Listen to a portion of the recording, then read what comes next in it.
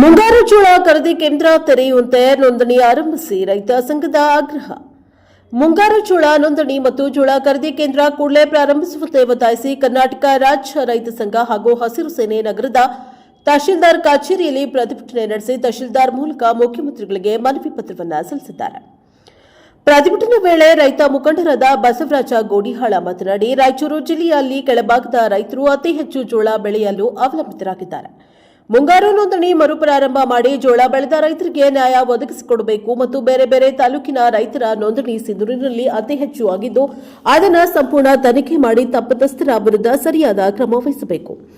ಅದೇ ತಾಲೂಕಿನ ರೈತರ ನೋಂದಣಿಯನ್ನ ಹೋಬಳಿಯ ಮಟ್ಟದಲ್ಲಿ ಮಾತ್ರ ನೋಂದಣಿ ಮಾಡಿಸಬೇಕು. ಬೇರೆ ತಾಲೂಕಿನ ರೈತರಿಗೆ ಅವಕಾಶ ಕೊಡದೆ ನೋಂದಣಿಯನ್ನ ನಿಲ್ಲಿಸಬೇಕು. ತಕ್ಷಣಕ್ಕೆ ಮುಂಗಾರು ನೋಂದಣಿ ಪ್ರಾರಂಭ ಮಾಡುವುದರ ಜೊತೆಗೆ ಜೋಳ ಖರೀದಿ ಕೇಂದ್ರ ಪ್ರಾರಂಭ ಮಾಡಬೇಕು. ಇಲ್ಲವಾದಲ್ಲಿ ರೈತರು ಉಗ್ರವಾದ ಹೋರಾಟಕ್ಕೆ ಇಳಿಯಬೇಕಾಗುತ್ತದೆ ಎಂದು ಹೇಳಿದ್ದಾರೆ. ನಂತರ ತಹಶೀಲ್ದಾರ್ ಅರುಣಾ ದೇಸಾಯಿ ಮಾತನಾಡಿದರು. ಈ ಸಂದರ್ಭದಲ್ಲಿ ನಾಗರಾಜ್ ಪಂಗೆ, ನಿರುತಾದಿಪ್ಪ ಅಡ್ಡಿ, ಯಮುನಪ್ಪ ಪಗಡದಿನಿ, ರಾಮು ನಾಯಕ ಪುಲ್ಲದಿನಿ, ಸಿದ್ದನಗೌಡ ಗೋನವಾರ, ರಾಜಪ್ಪ ಕುಂಬಾರ, ರವಿ ಬಸಪುರ ಸೇರಿದಂತೆ ಅನೇಕ ರೈತರು ಹಾಜರಿದ್ದರು. Bureau report Venkatesh Nayak, Praja Power TV, Sindhanur. ಬಿಟ್ಟಿರ್ತೀರಿ ಅಂತೇಳಿ ಡಿಸೆಂಬರ್ 3 ತನಕ ಸರ್ವೆ ಮಾಡಿರೋದ್ರಿಂದ ಎಲ್ಲರದು ಜೋಳ ಅಂತ ಮುಂಗಾರೆಲ್ಲ ಕನ್ಸಿಡರ್ ಆಗ್ಬಿಟ್ಟಿರೋದು ಮೆಜಾರಿಟಿ. ಅಲ್ಲೆಲ್ಲ ಉಳಿದಿರ್ಬೋದು ಇಲ್ಲ ನಂಗೆ 90% ಎಲ್ಲರೂ 90% ಮುಂಗಾರಿ ಅಂತ ಬಂದ್ಬಿಟ್ಟಾರೆ. ಅಂದ್ರೆ ನಮ್ಮ ದಾಖಲೆಗಳ ಪ್ರಕಾರ 24,000 ಹೆಕ್ಟೇರ್ ಜೋಳ ಆಲ್ರೆಡಿ ನೋಂದಣಿ ಆಗಿಬಿಟ್ಟೈತೆ ಮುಂಗಾರಿ ಒಳಗಡೆ. ಅರ್ಥ ಆಯ್ತಾ? ಮುಂಗಾರಿಗೆ ಕೋಟಾ ಕೊಟ್ಟಂಥದ್ದು ಸರ್ಕಾರದ ನೀತಿ. ಸರ್ಕಾರ 0.88 ಲ್ಯಾಕ್ ಮೆಟ್ರಿಕ್ ಟನ್ ಏನು ಕೊಟ್ಟಿದ್ರು ಅದು ರೈತರು ಒಟ್ಟಿಗೆ ಇಡೀ ನಮ್ಮ ತಾಲೂಕು ಅಷ್ಟೇ ಅಲ್ಲ ಇಡೀ ರಾಜ್ಯದಲ್ಲೇ ಮಾಡ್ತಿರ್ತಾರೆ. ಮಾಡಿದಾಗ ಟಾರ್ಗೆಟ್ ರೀಚ್ ಅಂತ ಬರ್ತಿದೆ. 2-3 ದಿನಕ್ಕೆ ಬಂದೈತಿ, ನಮ್ಮ ಗಮನಕ್ಕೂ ಐತಿ. ನಾ ಏನೇನು ಲೆಟರ್ ಕೊಟ್ಟಿದ್ದೀನಿ, ಏನೇನು ಮಾಡೀವಿ, ಯಾರು ರೈತರ ಪರ ಅದಾರ ಎಲ್ಲ ಗೊತ್ತು ಹೇಳ್ತೀನಿ ಒನ್ ಬೈ ಒನ್. ಎರಡನೇದು, ನಿಮ್ಮ ಟೋಟಲ್ ನಮ್ಮ ರಾಯಚೂರು ಜಿಲ್ಲೆಯಲ್ಲಿ 9,148 ರೈತರ 5,39,979 ಕ್ವಿಂಟಲ್ ಆಲ್ರೆಡಿ ನೋಂದಣಿ ಆಗೈತಿ. ಅಷ್ಟು ನೋಂದಣಿ ಆಗಷ್ಟೇ ಇಡೀ ರಾಜ್ಯದಾಗ ಬೇರೆ ಬೇರೆ ತಾಲೂಕು ಬೇರೆ ಬೇರೆ ಕಡೆ ಮಾಡ್ಯಾರ, ಅದು ಕ್ಲೋಸ್ ಆಗೈತಿ. ಆ ಕ್ಲೋಸ್ ಆದಮೇಲೆ ನಾವು ನಿಮ್ಗೆ ಗೊತ್ತಿದೆ, ಮುಂಗಾರಿಯರ ಬೆಳೀರಿ, ಹಿಂಗಾರಿಯರ ಬೆಳೀರಿ, ಒಂದೇ ಸಲ ರೈತರು ಬೆಳೆಯೋದು ನಮ್ಮ ಊರಾಗ ಒಂದೇ ಸಲ ಬೆಳೆಯೋದು. ಅದನ್ನ ಲಾಸ್ಟ್ ಟೈಮ್ ಆಗೋ ಕನ್ಫ್ಯೂಷನ್ ಬೇಡ ಅಂತ ಹೇಳ್ಬಿಟ್ಟು ಏಕರೂಪ ಮಾದರಿಯಲ್ಲಿ ತೆಗೆದುಕೊಳ್ಬೇಕಂತ ನಿರ್ಧಾರ ಮಾಡಿದ್ವಿ. ಆ ಸರ್ಕಾರ ಒಪ್ಪೈತಿ, ಸರ್ಕಾರ ಇಂಪ್ಲಿಮೆಂಟು ಮಾಡಕತ್ತೈತಿ. ಬಟ್ ಈಗ ಬಂದಿರೋದು ಟೆಕ್ನಿಕಲ್ ಸಮಸ್ಯೆ ಏನಂದ್ರೆ, ಮುಂಗಾರಿಗೆ ಏನು ಕೋಟಾ ಕೊಟ್ಟಿದ್ರಲ್ಲ ಅದು ಇಡೀ ರಾಜ್ಯದ ರೈತರು ಒಟ್ಟಿಗೆ ನೋಂದಣಿ ಮಾಡಿರೋದ್ರಿಂದ ಕೋಟಾ ಟಾರ್ಗೆಟ್ ರೀಚ್ ಅಂತ ಹೇಳಿ ಕ್ಲೋಸ್ ಅಂತ ಬರ್ತಿದೆ. ಅದನ್ನ ರಿಮೂವ್ ಮಾಡಲಿಕ್ಕೆ ಜಿಲ್ಲಾಧಿಕಾರಿಗಳ ಮುಖಾಂತರ ನಾನೇ ರಿಪೋರ್ಟ್ ಹಾಕಿದ್ದೆ. ಅಲ್ಲಿ ನನ್ನ ರಿಪೋರ್ಟ್ ಮೇಲೆ 13/1/2026ಕ್ಕೆ ಜಿಲ್ಲಾಧಿಕಾರಿಗಳು ಫುಡ್ ಸೆಕ್ರೆಟರಿಗೆ ಬಂದಿದ್ದಾರೆ. ಏನು ನಮ್ಮ ರಾಯಚೂರು ಜಿಲ್ಲೆದಾಗ ಆಗಿರೋದು ಇಷ್ಟೇ, ನಾವು ಮುಂಗಾರಿ ಒಳಗಡೆ ಸಿಕ್ಕಾಪಟ್ಟಿ ಬೆಳೆದಿದ್ದೀವಿ. ಆಲ್ರೆಡಿ 85 to 90% ನಾವು ಬೆಳೆದಿವಿ. ನಮಗೆ ₹1 ಇರೋದ್ರಿಂದ ಮುಂಗಾರಿ ಮಾಡಬೇಡ್ರಿ, ಆಟೋಮೆಟಿಕ್ ಅದನ್ನ ರೀಚ್ ತೆಗೆದು ರೀಚ್ ಲಿಮಿಟ್ ನಮ್ಮವರೆಲ್ಲರೂ ಮಾಡ್ಕೊಂತ ಬರೋದ. ಅದಕ್ಕೆ ಸಕಾರ ಯಾರು ಹೇಳ್ಬೇಕಾದ್ರೂ ಆಗ್ಬೋದು. 1 ನಿಮಿಷ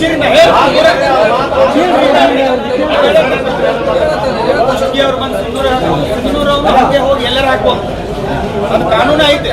ಯಾವ ತಾಲೂಕಿನಾಗ ಇಲ್ಲೇ ಹಾಕ್ರಿ ಅಂತ ಹೇಳಕ್ ಬರಂಗಿಲ್ಲ. ಈಗ ರಾಗಲ್ಪುರ ರೈತ ಪೋಚಾರದ ಹಾಕಿದ್ರೆ ಮಾನವ ತಾಲೂಕು ವ್ಯಾಪ್ತಿಗೆ ಹಾಕಿದಂಗ ಇಲ್ಲೇ ಕುಡಿದ್ರ ಸಮೀಪ ನಮ್ಮ ಇದ್ರದ್ದು ಕುನ್ನಟಿಗೆ ಹೋಗ್ಲಿ ರೈತ ಮಸ್ಕಿ ತಾಲೂಕಿನ ತಮ್ಮ ಹಾಕ್ಬಾರ್ದ ಹೇಳಕ್ ಕೊಡುದಿಲ್ಲ. ಹಂಗೆ ಮಸ್ಕಿ ತಾಲೂಕಿನ ಬಾಳ ರೈತ ಹೇಳಕ್ ಅಧಿಕಾರ ಇಲ್ಲ ಕಾನೂನು ಪ್ರಕಾರ. ಆದಾಗ್ಯೂ ನಮ್ಮ ಪ್ರಾಥಮಿಕ ಕೃಷಿ ಪತ್ತಿನ ಕೇಂದ್ರಗಳು ಏನಿದಾವೆ ಅವ್ರಿಗೆ ನಾವೇನು ಹೇಳಿ ನಮ್ಮ ರೈತರಿಗೆ ಫಸ್ಟ್ ಪ್ರಿಯಾರಿಟಿ ಮಾಡಂತ ಹೇಳಿವಿ. ನಿಮ್ಮವ್ರು ಏನ್ ಹೇಳಕತ್ತಾರ, ಈಗ ಯಾರೋ ಬೇರೆ ಪೋಸ್ಟ್ಗೆ ಹಾಕ್ಯಾರ ಅಂತ ಹೇಳ್ಯಾರ. ನಾ ಇನ್ಸ್ಟ್ರಕ್ಷನ್ ಕೊಡ್ತೀನಿ. ಒಂದು. ಎರಡನೇದು, ಈಗ ಓಪನ್ ಮಾಡಿ ಬಿಡ್ತೀವಿ ಅಂದ್ಮೇಲೆ ಲಿಮಿಟ್ ಓಪನ್ ಮಾಡಿ ನೆಕ್ಸ್ಟ್ ನಾವು ನೋಂದಣಿ ಆರಂಭ ಮಾಡಿದ್ಮೇಲೆ ಯಾರು ಎಲ್ಲಿ ಹಾಕಿದ್ರು ನಿಮ್ಗೂ ಅವಕಾಶ ಸಿಗ್ತದೆ, ಅವ್ರಿಗೆ ಅವಕಾಶ ಸಿಗ್ತದೆ. ಆದ್ರೆ ಬೇರೆ ತಾಲೂಕಿನವ್ರಿಗೆ ಹಾಕಿಸ್ಕೋಬಾರ್ದಂತಾನೆ ಹೇಳ್ತೀವಿ. ಆಯ್ತಾ? ಪ್ರತಿ ವರ್ಷ ಮಾಡ್ತಾ ಬರ್ತಾ ಇದೆ.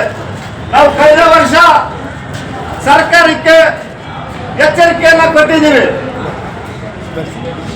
ತಹಶೀಲ್ ಕಚೇರಿ ಮುಂದೆ 15 ದಿನಗಳ ಕಾಲ ತಹಶೀಲ್ ಗೇಟ್ ಅನ್ನ ಬಂದ್ ಮಾಡೋದ್ರ ಜೊತೆಗೆ ರಸ್ತೆ ಕಡೆ ಬಂದ್ ಮಾಡ್ತಾ ಸಿಂಧನೂರು ಬಂದ್ ಕರೆಯನ್ನ ಕೊಟ್ಟು ಸರ್ಕಾರಕ್ಕೆ ಎಚ್ಚರಿಕೆ ಕೊಟ್ಟ ನಂತರ ಹೋದ ವರ್ಷ ರೈತರ ಜೋಳವನ್ನ ಖರೀದಿ ಮಾಡಿದ್ರು.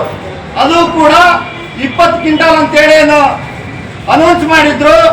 ಆ 20 ಕ್ವಿಂಟಲ್ ರದ್ದು ಮಾಡಿ 15 ಕ್ವಿಂಟಲ್ ಹಿಂಗಾರು ಜೋಳವನ್ನು ಬೆಳೆದಂತ ರೈತರಿಗೆ ಮತ್ತು ಮುಂಗಾರು ಜೋಳ ಬೆಳೆದಂತ ರೈತರದ್ದು 10 ಕ್ವಿಂಟಲ್ ಮಾತ್ರ ಖರೀದಿ ಮಾಡಿ ಇನ್ನೊಂದಿಷ್ಟು ರೈತರನ್ನ ಬೀದಿ ಪಾಲು ಮಾಡಿದ್ರು.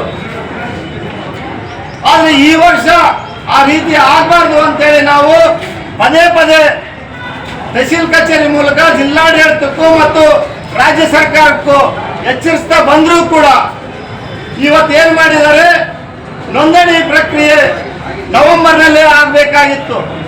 ಆದರೆ ತಡವಾಗಿ ಜನವರಿಯಲ್ಲಿ ನಾವು ನೋಂದಣಿ ಪ್ರಕ್ರಿಯೆಯನ್ನು ಪ್ರಾರಂಭ ಮಾಡಿ ಮುಂಗಾರು ನೋಂದಣಿಯನ್ನ 2 ದಿನದಲ್ಲಿ ನೋಂದಣಿ ಮುಕ್ತಾಯಗೊಳಿಸಿದ್ದಾರೆ. ಇವತ್ತು ಜಿಲ್ಲೆಯಲ್ಲಿ ಜೋಳ ಬೆಳೆದಂತ ರೈತರು ಏನಿದೆ 80ರಷ್ಟು ನೋಂದಣಿ ಮುಂಗಾರು ಅಂತೇಳಿ ಪಾಣಿಯಲ್ಲಿ ಬಂದಿದ್ದಾರೆ. 80ರಷ್ಟು ಬೆಳೆದಂತ ಜೋಳವನ್ನ ಇವತ್ತು ಬರೀ ಕೇವಲ 2 ದಿನದಲ್ಲಿ ನೋಂದಣಿ ಕಾರ್ಯವನ್ನು ಮುಗಿಸಿ ಇವತ್ತು ಅಕ್ರಮ ಚಟುವಟಿಕೆಗೆ ಮುಂದಾಗಿದ್ದಾರೆ ಈ ತಾಲೂಕು ಆಡಳಿತ ಮತ್ತು ಜಿಲ್ಲಾಡಳಿತ. ಬೇರೆ ಬೇರೆ ತಾಲೂಕಿನಿಂದ FID ಇರ್ತಕ್ಕಂಥ ರೈತರು ತಗೊಂಡ್ಬಂದು ಸಿಂಧನೂರಿನಲ್ಲಿ ನೋಂದಣಿ ಮಾಡಿರ್ತಕ್ಕಂಥದ್ದು ಕೂಡ ಇದೆ. ಅಲ್ಲಿ ಯಾವುದೇ ರೀತಿ ಜೋಳ ಬೆಳೆದಿಲ್ಲ, ತೊಗರಿ ಬೆಳೆದಂತ ಹೊಲಗಳನ್ನ ಜೋಳ ಮಾಡಿದ್ದಾರೆ. ಆಮೇಲೆ ಬಿಳಿಜೋಳ ಬೆಳೆದಂತ ರೈತರದ್ದು ಜೋಳ ಮಾಡಿದ್ದಾರೆ. ಬಿಳಿಜೋಳ ಯಾರು ಕೂಡ ತಂದಿದ್ದಕ್ಕೆ ಖರೀದಿ ಕೇಂದ್ರಕ್ಕೆ ಆಗಲ್ಲ. ಇಂಥ ಒಂದು ಅಕ್ರಮ ಚಟುವಟಿಕೆಯನ್ನ ಬೇರೆ ತಾಲೂಕಿನಿಂದ ಬಂದು ನಮ್ಮ ಸಿಂಧನೂರು ಮಾನ್ವಿ ತಾಲೂಕಿನಲ್ಲಿ ನಡೀತಾ ಇದೆ. ಹಾಗಾಗಿ ಇವತ್ತೇನು ಮುಂಗಾರಿಗೆ 8,80,000 ಕ್ವಿಂಟಲ್ ಏನು ಸರ್ಕಾರ ಖರೀದಿಗೆ ಬಿಟ್ಟಿತ್ತು, ಅದು 2 ದಿನದಲ್ಲಿ ನೋಂದಣಿ ಮುಕ್ತಾಯ ಆಗಿದೆ. ಇಲ್ಲಿ ನೈಜವಾದಂತ ರೈತರು ಏನಿದೀವಿ ನಾವು ತಾಲೂಕಿನಲ್ಲಿ, ಅವ್ರದ್ದು ಇನ್ನೂ 50% ಕೂಡ ನೋಂದಣಿ ಆಗಿಲ್ಲ. ಇವತ್ತು ಉಳಿದಂತ ರೈತರು ಎಲ್ಲಿಂದ ಬಂದ್ರು ಇದನ್ನ ತನಿಖೆ ಮಾಡ್ಬೇಕು. ನಾವು ಮೊದಲೇ ಹೋದ ವರ್ಷ ಕೂಡ ಹೇಳಿದ್ವಿ ಸರ್ಕಾರಕ್ಕೆ, ಬೇರೆ ತಾಲೂಕಿನಿಂದ ರೈತರು ಇಲ್ಲಿ ಬಂದು ನೋಂದಣಿ ಮಾಡಬಾರ್ದು ಮತ್ತು ಇದೇ ತಾಲೂಕಿನ ರೈತರು ಅದೇ ಹೋಬಳಿಯಲ್ಲೇ ನೋಂದಣಿ ಕಡ್ಡಾಯವಾಗಿ ಅಲ್ಲೇ ನೋಂದಣಿ ಆಗಬೇಕು ಅಂತೇಳಿ ಪದೇ ಪದೇ ನಾವು ಹೇಳ್ತಾ ಬಂದಿದ್ವಿ. ಮತ್ತೆ ಜೋಳ ಬೆಳೆಯೋದು ನಾವು ಒಂದೇ ಸಾರಿ ಮುಂಗಾರು ಹಿಂಗಾರು ಅನ್ನತಕ್ಕಂಥದ್ದಿಲ್ಲ.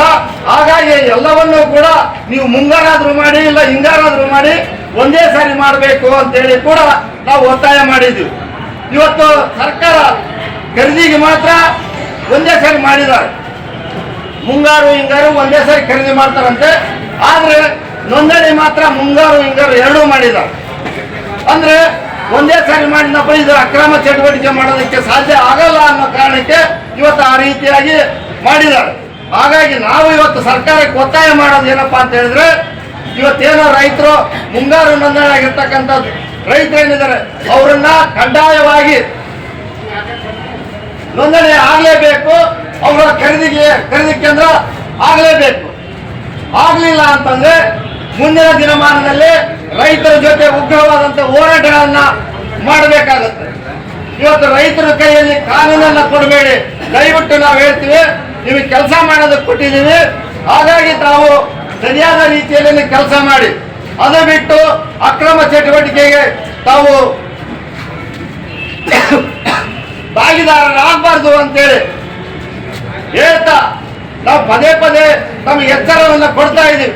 ರೈತರ ತಾಳ್ಮೆಯನ್ನ ಪರೀಕ್ಷೆ ಮಾಡಬಾರ್ದು. ದಯವಿಟ್ಟು ರೈತರಿಗೆ ನೂರಾರು ಕೆಲಸಗಳಿದಾವೆ.